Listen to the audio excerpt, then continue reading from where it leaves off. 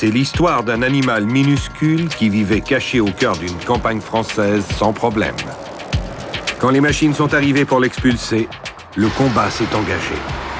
Quelques centigrammes d'un insecte préhistorique contre les milliers de tonnes des rouleaux compresseurs. Le choc a été terrible. Jamais si petites créatures n'avaient fait tant de tapage. Bloquer la construction d'une autoroute pendant 6 ans. Ce scarabée au nom bizarre, l'Osmoderma eremita, est devenu une star malgré lui.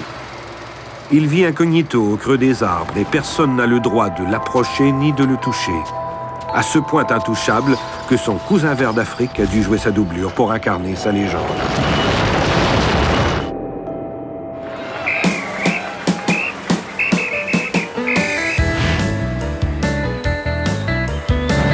Ironie du sort, l'histoire se déroule dans la Sarthe, à 2 heures à l'ouest de Paris. Ici, pas de doute, on a la culture, voire le culte de la voiture. On lui offre une des plus belles courses du monde, les 24 heures du Mans.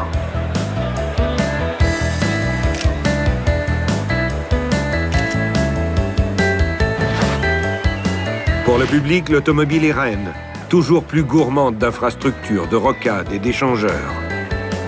D'ailleurs, en Sarthe, le mot d'autoroute a des vertus incantatoires. C'est presque un mot d'amour, et l'auto, c'est sacré.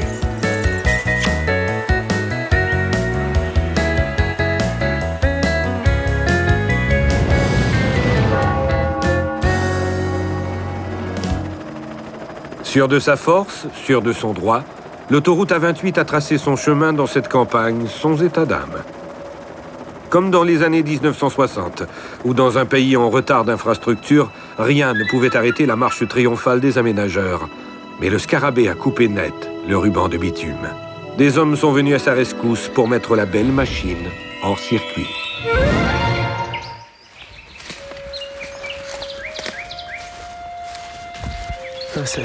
C'était l'arbre dont on a parlé. Figure emblématique et contestée, Christian Damenstein mène la chasse avec les fidèles de la première heure contre la 28, l'autoroute qui doit rallier Le Mans à Tours. Les 10 dernières années de sa vie ne sont qu'un seul et même combat pour protéger cette forêt de Bercé qu'il a vu grandir et l'a fait grandir. Ça, c'est tout ce qui va nous rester. Mais ça me fait pas rire du tout, voilà. Bon, bah donc écoute, celui-là, il nous reste et je trouve que c'est effectivement évocateur de ce qu'on a vécu il y a quelques années ici, puisque c'était une aventure, ça a été une aventure à épisodes pour faire la démonstration de l'existence d'Osmoderma sur un site équivalent qui a été détruit à quelques mètres d'ici. Et effectivement, le bilan il est déjà clair et net. On est dans la mystification et le pillage environnemental. C'est lourd de sens et c'est plus qu'une erreur d'aiguillage, quoi. C'est une vraie faute. C'est ici même, dans cette forêt retournée par endroits à l'état sauvage, qu'a été découvert le trésor d'entre les trésors, le pic Brune. Ce jour de 1996 reste gravé comme celui d'un haut fait d'armes sur l'écorce des vieux bois de Bercé. Ce jour-là, un entomologiste amateur, postier de son état, exhume un coléoptère obscur et pâteau, assoupi au cœur d'une souche. La bête sent le vieux cuir. Elle est affublée d'un nom latin qui en dit long sur ses mœurs. Osmoderma eremita. Eremita comme ermite, plus communément appelée pic Brune. Le postier comprend soudain qu'il tient entre ses mains bien plus qu'un insecte, mais le destin d'une forêt, d'une région peut-être. Car le postier sait qu'Osmoderma est protégé par des lois.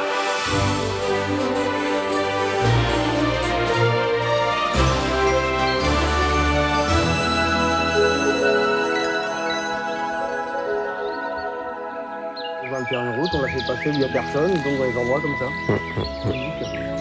C'est la technique la plus simple pour ne pas avoir d'histoire, c'est faire passer les routes. La découverte du scarabée, ça a été un moment très fort. D'abord parce qu'on ne l'a pas trouvé tout de suite, on ne savait pas exactement ce qu'on cherchait, et puis on était vraiment en attente de quelque chose. Et quand on l'a découvert, c'est vrai, je me souviens avoir dit à mes amis, les dieux de la forêt sont avec nous. Bien avant cette trouvaille, Damenstein se battait depuis des années contre les projets autoroutiers en forêt de Bercé. Mais sans autre cheval de bataille que des vices de procédure, son combat s'enlisait doucement. Lorsqu'on a commencé à communiquer sur le pic prune, évidemment, ça a été un tollé, ça a été la risée générale. Et lorsque je vois aujourd'hui certains acteurs de ce département mettre la bouche en cœur pour dire que plus écolo qu'eux, tu meurs, et que le pic prune, véritablement, c'est quelque chose d'important et qu'ils ont tout à fait à cœur de prendre cet élément-là en compte, je me souviens des propos des mêmes il y a quelques années qui se foutaient carrément de notre gueule en disant mais le pic prune, c'est du pipeau, ça n'existe pas, c'est pas vrai. Enfin, donc, ça a été un tollé général. La découverte d'Osmoderma va enflammer les esprits, secouer les institutions, provoquer un vent de fronde. Qui oserait s'attaquer à une forêt qui recèle un animal bénéficiant du même niveau de protection qu'un ours, un lynx ou un loup? Les opposants au projet reprennent du poil de la bête. Ils saisissent le ministre de l'Environnement, interpellent la Commission européenne qui va sermonner la France. En planifiant l'autoroute, l'État français s'est mis en infraction, en oubliant tout bonnement de prendre en compte une espèce protégée par le droit européen. Un expert en pic prune est désigné d'urgence par le Muséum national d'histoire naturelle pour dresser la carte de l'espèce. Cofiroute, le maître d'œuvre, doit réviser sa copie. L'autoroute qui devait relier Calais à Bayonne est stoppée net, au milieu de nulle part. La piqûre d'Osmoderma est sans appel. Toute la région est tétanisée.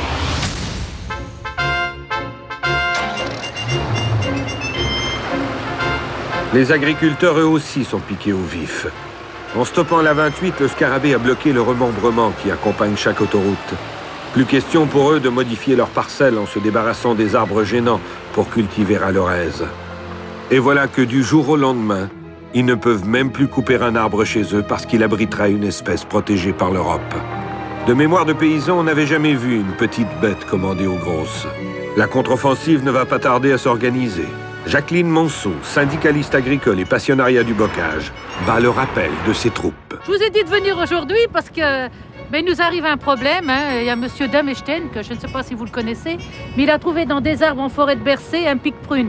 Enfin, vous savez, ça s'appelle l'Osmoderma eremita. C'est très scientifique, mais pour nous, c'est un scarabée. Et puis, vous savez où qui vit dans nos vieux arbres, dans nos haies. Alors, à partir de demain, maintenant, on n'aura même plus le droit d'abattre nos haies tranquillement. S'il existe, c'est bien grâce à nous quand même, c'est nous qui l'avons gardé. Je comprends pas qu'on vienne nous embêter avec des choses pareilles. Alors les conséquences de cette arrivée du pic prune, cette présence du pic prune, on les ignore un peu. Ce qu'on sait, c'est que vous n'avez plus le droit d'abattre. Il va y avoir des études de fait. Vous ne touchez plus à vos arbres. Si vous touchez à vos arbres, vous risquez de vous exposer à des procès-verbaux. On va vraisemblablement avoir des bureaux d'études, des intervenants extérieurs qui vont venir voir et qui vont nous dire comment vous allez devoir gérer ce bocage que vous avez vous planté et qui, quelque part, maintenant appartient à tout le monde et pas forcément qu'à vous. Avant qu'il y ait l'autoroute, on ne connaissait pas le pic prune. Certains connaissaient la larve pour l'avoir vu. Ils ne savaient pas que ça s'appelait Osmoderma eremita. Mais bon, ça c'est... Ils ont mis un nom dessus, maintenant. L'arbre, on ne peut plus abattre d'arbres, déjà. Les propriétaires, même s'ils veulent abattre leur arbre pour chauffer, ils ne peuvent plus chauffer. C'est quand même des contraintes qui sont quand même assez lourdes, quand même.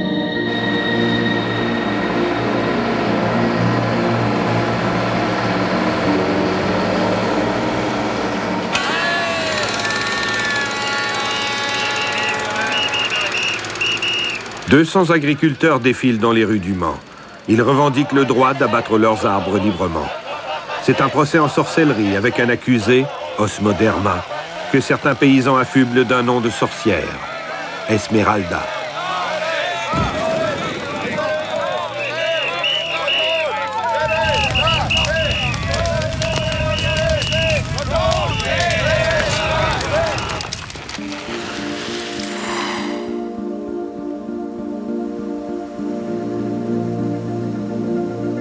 Le pic prune vit dans le bocage qui a été créé par les agriculteurs. Il a été créé mais entretenu, maintenu par les agriculteurs et par toutes les générations d'agriculteurs qui se succèdent. Donc c'est pour ça, c'est là qu'on était un petit peu révoltés parce qu'on ne comprenait pas de pourquoi on venait nous embêter avec ce problème-là. On a toujours été dedans, on a vécu avec, et on n'a pas l'intention de tout détruire ce qu'on aime.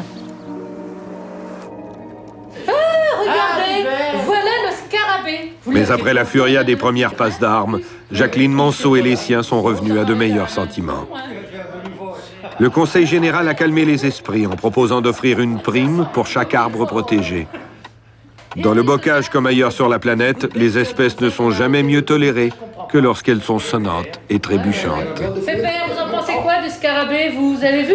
Oui, Hein, le scarabée qui bloquait l'autoroute, vous avez vu comment il est? Il est pas gros, hein? Gros, bah non. Bah oui. Vous en aviez vu, vous vous rappelez d'avoir vu cette bête-là?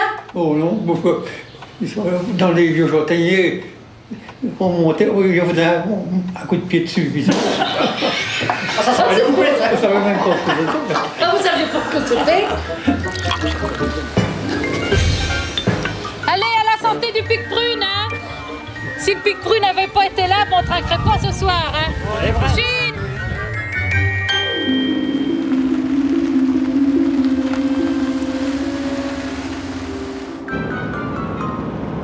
Oui, bonjour là, monsieur Duluard. Vous avez cherché à me joindre. Ah oui, j'ai ça, j'ai reçu le papier. J'ai une lettre. Roland Duluard, président du Conseil général de la Sarthe, est une figure du combat pour la 28. Il n'est pas le seul. Sur les bancs de l'Assemblée départementale, de droite à gauche, Osmederma a obtenu contre lui ce qu'aucune bête politique n'avait réussi. Une quasi-unanimité. Les anti-autoroutes ont été cloués au pilori, accusés d'être des inconscients qui ont permis à la nationale de prélever des vies que l'autoroute aurait pu sauver. L'autoroute A28, j'espérais l'avoir réalisée en 10 ans. Eh bien, il y a eu un problème. Un jour, une petite bête, l'Osmoderma eremita, communément appelé le pic prune, a bloqué l'opération pendant un peu plus de 5 ans.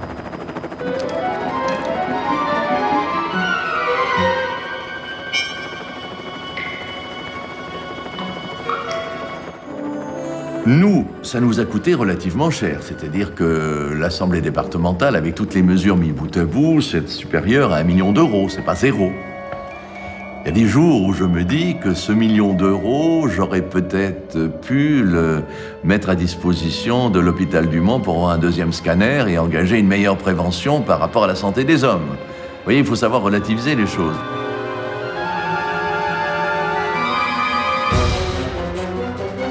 Accompagné d'André Brotteau, directeur des projets et de la construction de Cofiroute, Roland Duluard peut contempler les contours de sa victoire.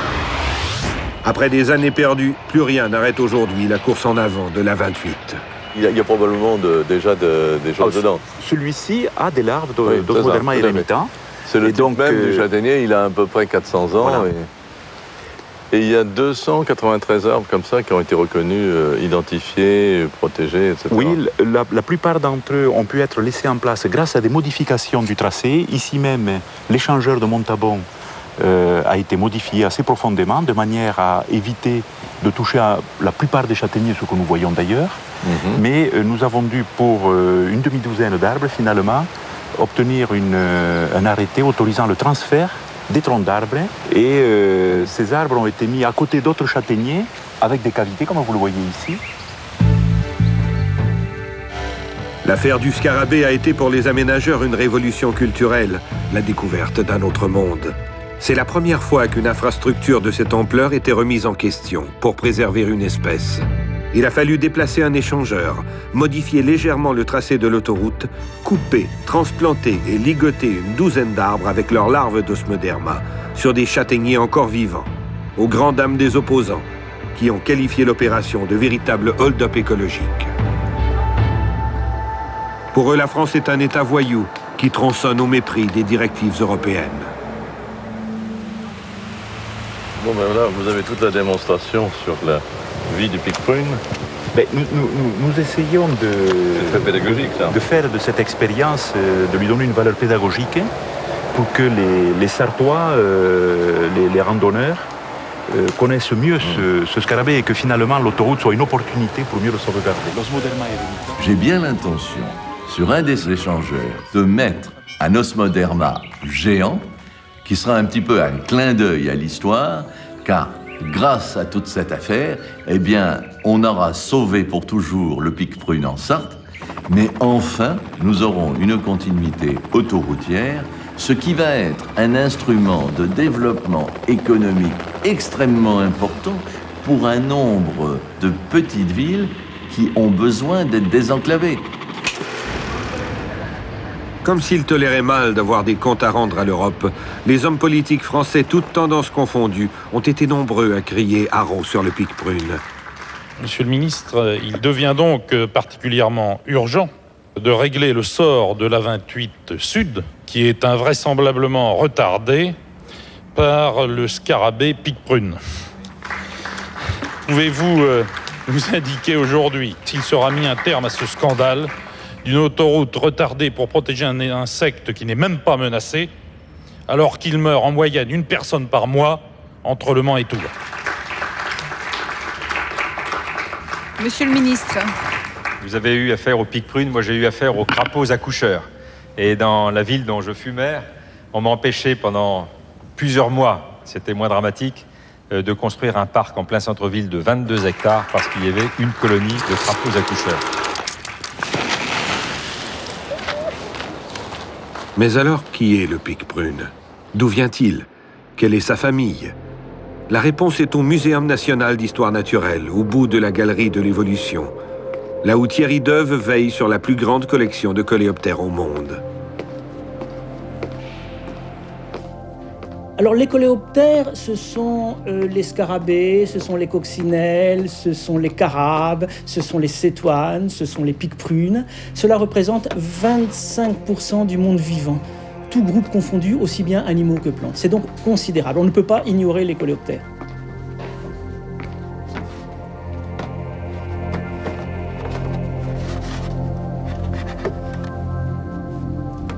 Alors pour se rendre compte un petit peu de l'importance des coléoptères, on en connaît environ actuellement 400 000 espèces. Mais on peut imaginer qu'il existe 5 à 10, voire 20 millions de coléoptères. Il se trouve que pour des questions juridiques, le législateur, pour pouvoir protéger un milieu, a besoin qu'il y ait dans ce milieu un objet à protéger. Donc on va choisir un insecte, si possible le plus spectaculaire possible, de façon à ce que pour le public il représente quelque chose. Ça peut être le pic-prune, ça peut être le grand capricorne, ça peut être le lucan cerf-volant, mais ça sert, je dirais, presque de prétexte pour pouvoir protéger un milieu qui, lui, réellement a besoin d'être protégé et doit être protégé. Le pic-prune, lui, vit pendant 2 à 3 ans au stade larvaire et se nourrit du bois de certains arbres en décomposition. À l'âge adulte, il ne vit que 2 mois durant lesquels il se consacre à sa reproduction. À l'automne, les femelles pondent des œufs dans les cavités des arbres feuillus de plus de 200 ans. Le cycle de vie de ces créatures minuscules proclame des mystères insondables, ceux du monde vivant dans toute son invention, sa splendeur, un monde en état d'évolution et de révolution permanente.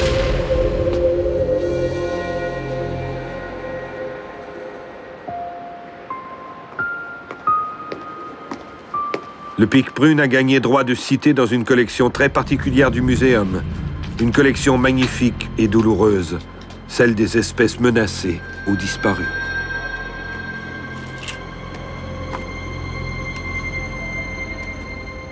L'empêcheur de bitumer en rond, Osmoderma eremita, dit là encore haut et fort son droit à la vie.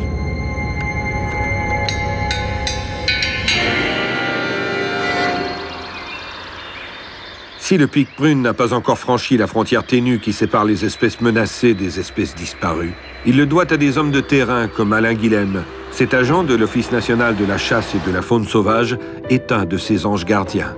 Je pense que personne n'a cru à cette histoire de pic-prune. Je crois que tout le monde a pris ça un peu de haut. On a dû dire, bon, ça va passer. Et puis quand on s'est aperçu qu'il y avait des textes européens solides qui barraient tout, ça a commencé à prendre de l'importance. Ah là là. En traquant les braconniers, Alain Guilhem est entré avec son équipe dans la légende de la forêt de Bercé. Mais c'est en surveillant les arbres à pic-prune, en défendant son habitat, en déployant un immense travail de sensibilisation auprès des agriculteurs, qu'il va rester dans cette même légende. C'est un insecte qui est très utile à la décomposition du bois. Et là, en l'occurrence, cet arbre-là, il est pas crevé parce on voit qu'il a encore un petit peu un petit sursaut. Oui, mais bon, qu'est-ce que vous en feriez sinon? Vous allez l'abattre? Je pense que les gens ont pris conscience pour une petite bestiole que personne n'a vue finalement. Mais je pense qu'ils ont pris conscience qu'il y avait des insectes qui faisaient beaucoup de bruit et qui étaient protégés. Et pourquoi ils étaient protégés, ils en savaient rien finalement. Mais ça les interpelle et on nous pose beaucoup de questions là-dessus maintenant.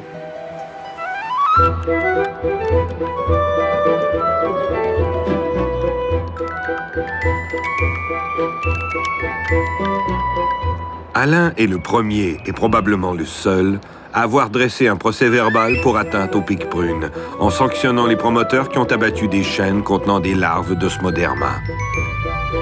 Il a brandi son carnet à souche pour appliquer une directive européenne sur un insecte protégé. Un geste héroïque.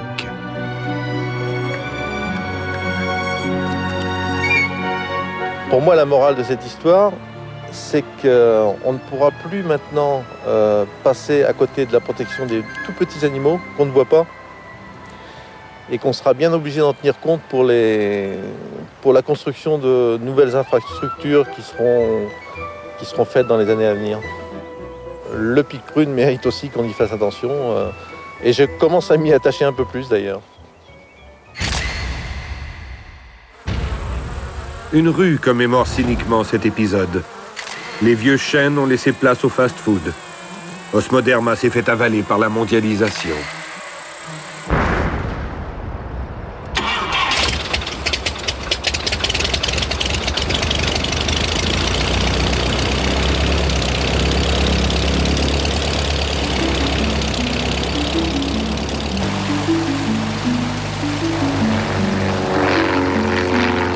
C'est pour garantir la survie du scarabée que Vincent Vignon survole la campagne sartoise.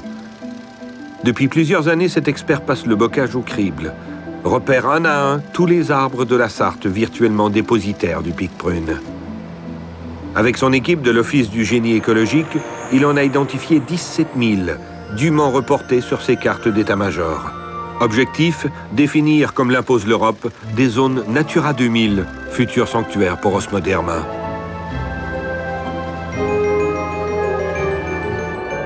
Porté par sa passion, Vincent Vignon a tenté une première scientifique, donner une deuxième vie aux châtaigniers et une seconde chance aux piques-prunes qui les habitent. La seule chose qui nous a amenés ici, c'est le réseau d'arbres qui est autour et qui a justifié le choix de ce site parce qu'il est très bien placé par rapport aux châtaigniers qui sont autour et aux piques-prunes qui les abritent. On est parti d'une expérience anglaise. Et on s'est dit pourquoi pas pour le pique-prune, donc récupérer en tout cas toutes les populations pour ne pas avoir de pertes. Et puis ensuite se placer dans différents contextes, dont celui-ci qui est à découvert, qui est assez osé. Et donc on a un site tout à fait exceptionnel.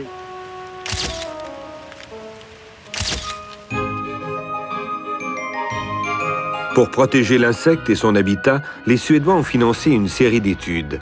Résultat, le pique-prune est un piètre navigateur. Il ne peut voler que sur une dizaine de mètres hors de son trou pour rejoindre sa dulcinée dans un arbre voisin. Il lui faut un maillage serré de gros arbres qu'il relie comme les îles d'un archipel. Sinon il s'éteint, seul au fond de sa caverne.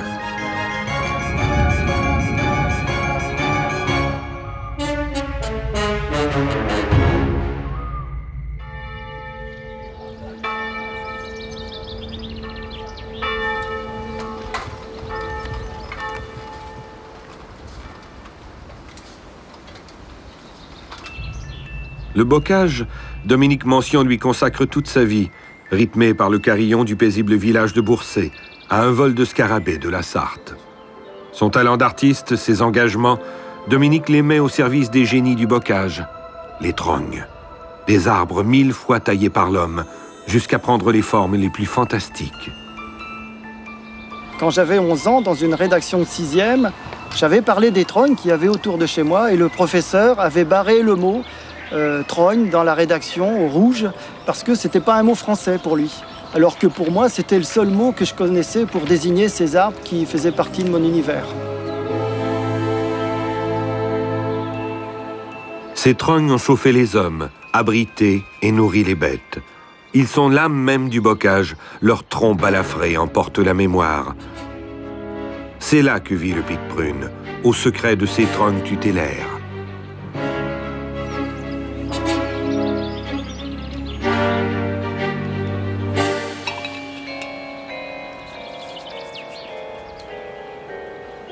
Ce qui serait important, en définitive, c'est que le pic-prune nous aide à regarder, aide la société à regarder la valeur de ces arbres, la valeur de ce patrimoine dans l'ensemble de l'écosystème. Si le pic-prune disparaît, c'est tout un tas de paysages qui vont se simplifier, s'appauvrir et qui vont devenir d'un ennui absolument épouvantable. Car autour d'Osmoderma, c'est tout un peuple d'animaux, des micro-cavernicoles qui gravitent. Le pic-prune n'a l'air de rien, mais c'est, excusez du peu, un bioindicateur. S'il est là, on peut comptabiliser 500 à 600 espèces animales ou végétales qui l'accompagnent, du lichen à la chauve-souris. Ce que les spécialistes appellent un cortège d'espèces. C'est tout un peuple insoupçonné et grouillant qui mène la danse au cœur des troncs.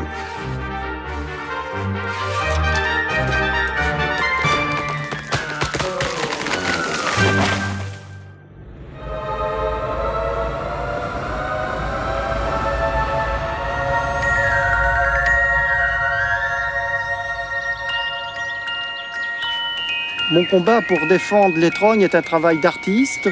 Un artiste qui fait d'abord des photos, des inventaires sur le terrain considérables. J'ai des milliers et des milliers de photos de ces arbres. Et puis, en installant ces arbres morts sur ma commune, le long du chemin qu'on a créé spécialement pour eux, la volonté, c'est que les morts, finalement, parlent aux vivants. Et que la mort, comme on peut la voir dans ces arbres, engendre la vie.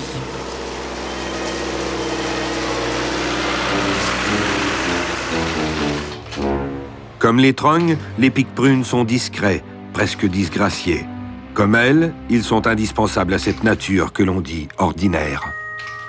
On est dans une société où ce qui prévaut, c'est le net, le tape à l'œil, le propre, le bien nettoyé, alors que le pic-prune, qui est noir, qui est caché, et les trognes qui sont souvent torturés, ou le bois pourri collabore avec le bois mort, tout ça c'est mal vu parce que ça c'est pas une image de jeunisme qu'on voit dans notre société, c'est au contraire une image de vie finalement qui associe à la fois la jeunesse et la vieillesse et le terreau et le recyclage qui retournent à la vie.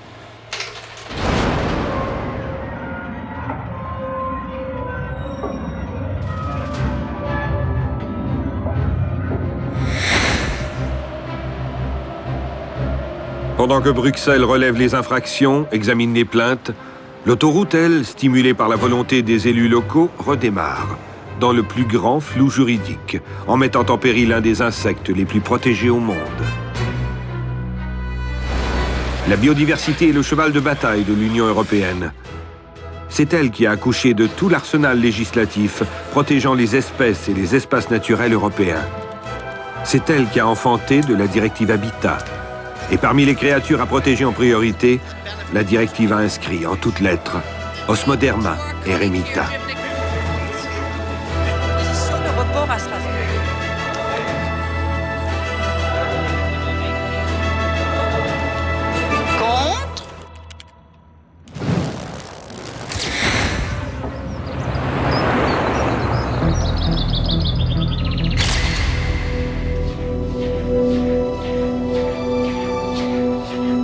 En ouvrant les portes de la très secrète zoothèque, véritable archive du vivant où sont conservées des milliers d'espèces animales, Patrick Blandin, arbitre de l'affaire Pic-Prune pour le Muséum, rappelle que toutes les créatures sont égales au regard de la biodiversité.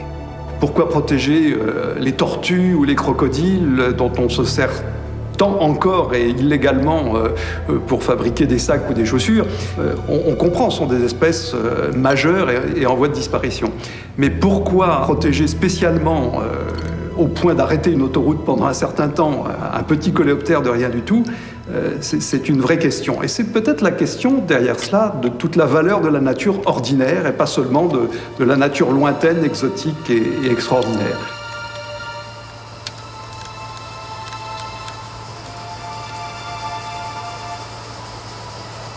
Tu vois, le pic-prune, il existe, hein, et c'est pas une bête splendide, mais je pense que quand on va le regarder au microscope, on va quand même découvrir des structures pas inintéressantes. Donc c'est ça qu'on trouve dans la Sarthe. Voilà, c'est celui que personne ne voit. Voilà. Le pic prune a révélé en Sarthe des changements d'attitude de beaucoup d'acteurs qui ont regardé autrement leur paysage. En fait, on l'oubliait un peu, ce paysage. Et puis l'aventure de cet animal lié au bocage et aux vieilles châtaigneraies a fait que tout d'un coup, on s'est rendu compte qu'il y avait là un patrimoine qui était l'histoire de la vie des gens, d'une certaine façon, qu'on risquait de perdre, mais qui, grâce à lui, est sauvé.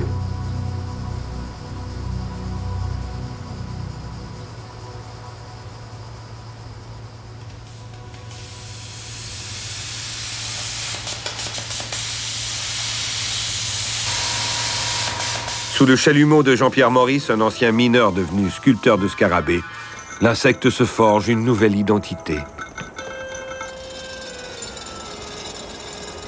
Aujourd'hui, grâce au petit peuple de l'herbe, la science a avancé à grands pas, de la découverte des lois de la génétique à la confirmation de la dérive des continents.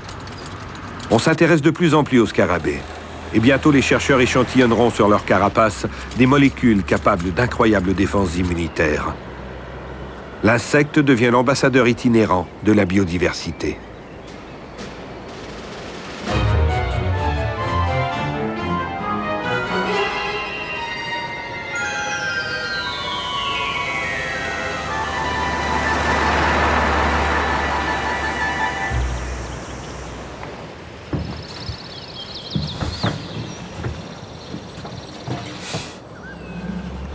Donc là, vous avez la sculpture de Jean-Pierre qui représente un capricorne. Alors nous, à la maison natale de Jean-Henri Fabre, on propose de faire découvrir ces petites bêtes qui ont toujours sur le corps une tête, un thorax, un abdomen, qui font partie de la grande famille des insectes. Et dans ces insectes, vous avez notamment le hanneton et le capricorne qui se rapprochent beaucoup de la coccinelle, puisque sur le dos, ils ont toujours une paire d'élytres, des ailes coriaces qui recouvrent des ailes membraneuses qui servent à quoi? À voler. À l'ombre de la maison natale de Jean-Henri Fabre à Saint-Léon, on réhabilite le père de l'entomologie, célébré au Japon, mais connu en France.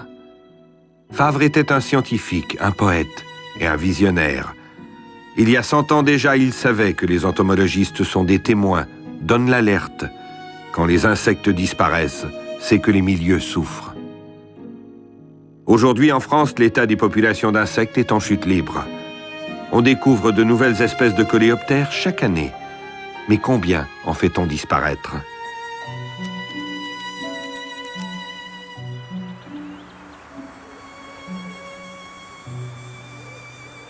Bon, ben, écoutez, on est réunis ici pour aller voir dans les bouses, dans les crottins de cheval, ce qui s'y passe. Pompeu Raola est un scientifique hors norme, dont la vie d'entomologiste tourne autour d'un personnage obscur et crucial, le scarabée bousier. Quand il n'officie pas de main de maître dans les cuisines de son restaurant catalan, Pompeu emmène ses étudiants là où tout finit, là où tout recommence, dans le secret des bouses.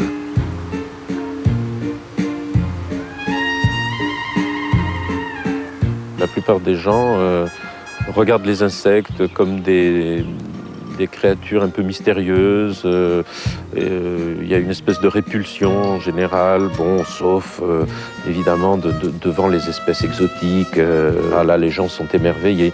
Mais quand les gens croisent un insecte, la première réaction, c'est de l'écraser de façon stupide, sans chercher à comprendre qui il est, d'où il vient, où il va, et pourquoi sa présence nous est indispensable. Et de toute façon, ils nous survivront.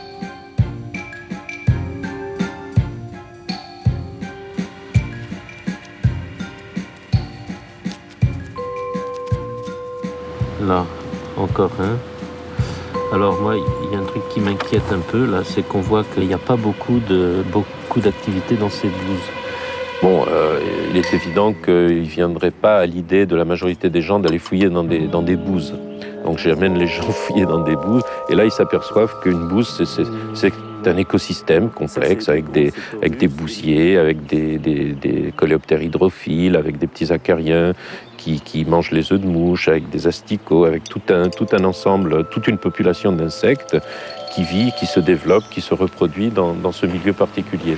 Bon, alors là vous avez donc une idée de la richesse des espèces qu'on peut rencontrer en France. Bon, il y a une trentaine d'années, la situation en Australie était catastrophique du fait du tonnage impressionnant produit par les grands herbivores, c'est-à-dire les troupeaux de vaches, qui tous les jours souillent le sol australien avec 450 000 tonnes de bouse.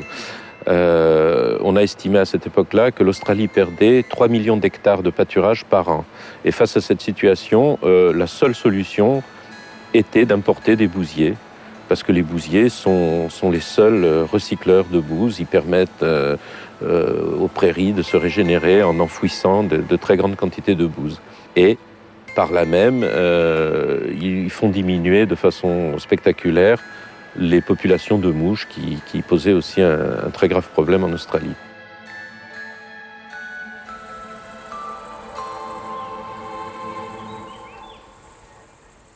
Pompe était aux avant-postes de cette guerre biologique qui a mobilisé de valeureux soldats, des scarabées bousiers. Alors, gênants les piques-prunes? Inutiles les scarabées? Ils ont pourtant sauvé le continent australien de l'étouffement.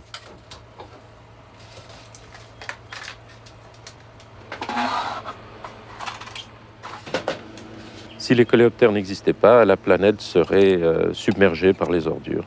Dans toute société humaine, il y a des travailleurs obscurs qui nettoient les rues, qui balayent, qui ramassent les ordures, qui assainissent les villes.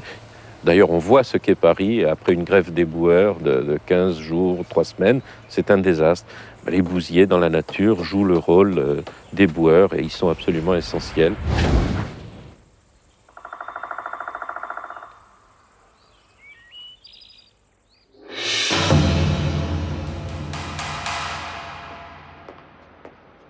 Ces vertus extraordinaires qui sont celles du scarabée, une civilisation les avait à sa manière saluées.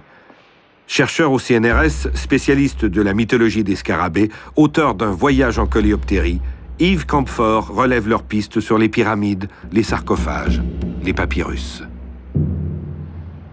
Les Égyptiens n'étaient jamais sûrs que le soleil allait se lever le matin suivant. Lorsque le soleil disparaissait à l'ouest, ils se demandaient toujours est-ce qu'il va reparaître le lendemain à l'est. Et il faut bien se souvenir que le soleil levant s'écrit avec le signe, le hiéroglyphe du scarabée.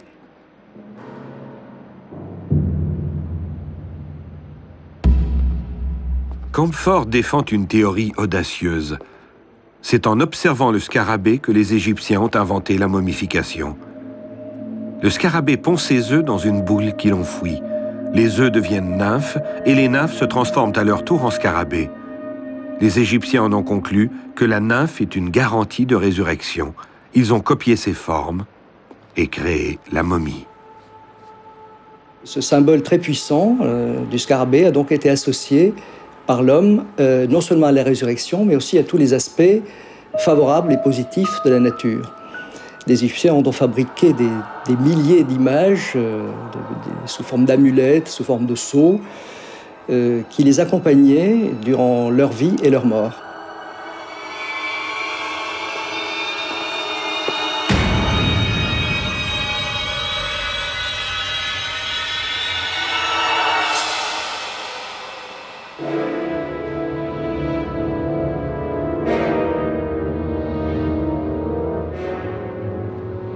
Ils se sont demandé si, en imitant autant que possible les différents stades de la métamorphose du scarabée, mais surtout, naturellement, le stade de nymphe, qui a l'air mort, ils n'avaient pas le moyen, eux-mêmes, de ressusciter.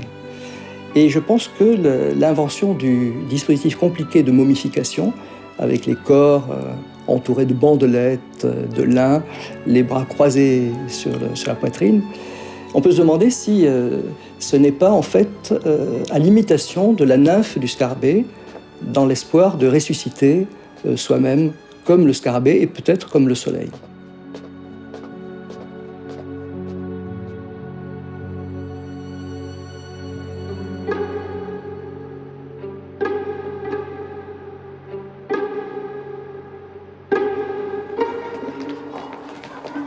L'affaire Pique-Prune a déclenché tellement de passion qu'elle a suscité des vocations.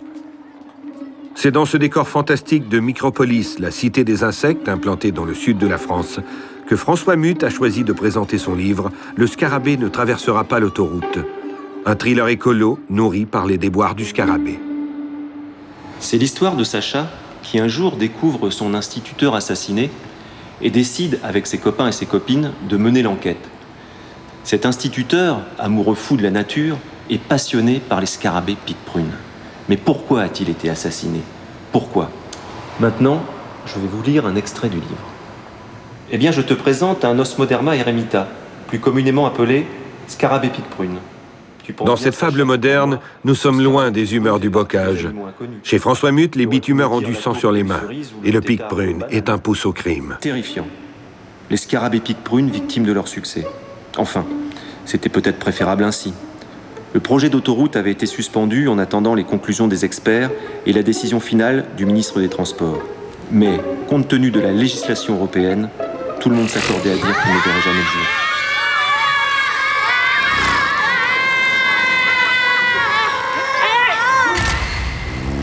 Finalement, cette autoroute, elle est passée. Le scarabée, lui, n'a pas trépassé.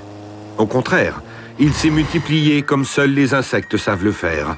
Pique-prune a donné naissance à de nombreux fils spirituels, des créatures qui donnent des sueurs froides à tous les aménageurs. C'est au microscope qu'ils examinent aujourd'hui chaque projet, au cas où une petite bête serait tapie dans un coin.